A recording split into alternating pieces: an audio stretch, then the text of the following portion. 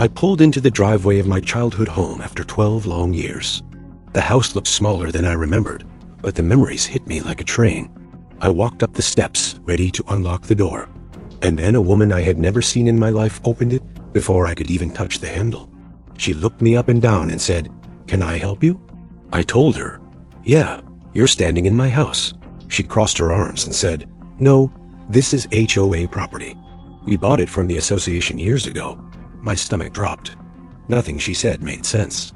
I walked the yard where we used to barbecue every Sunday. There were new fences, new signs, even an HOA-installed mailbox cluster sitting directly on what used to be our vegetable patch. The property felt hijacked. That's when the neighbor walked over and casually said, "The HOA seized the land after it sat empty. They said it was abandoned." My jaw clenched so hard it hurt. My reaction was pure disbelief turning into laser-focused rage. I didn't yell. I didn't argue. I just pulled out my phone and started gathering evidence. First, I recorded the entire property line, every fence post, every mailbox, every structure sitting on my family's land. Then I pulled the original deed out of the folder I brought with me.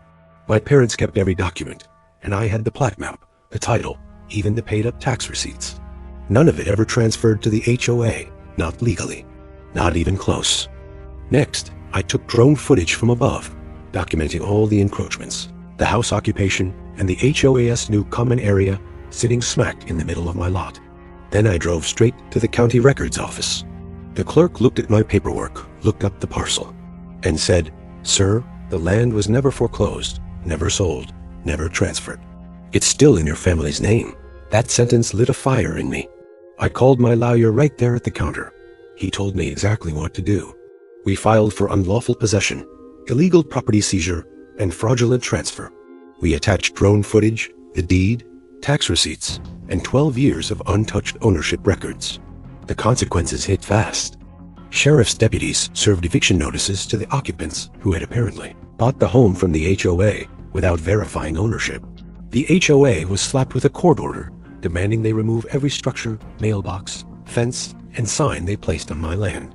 They were also investigated for fraudulent sale of private property.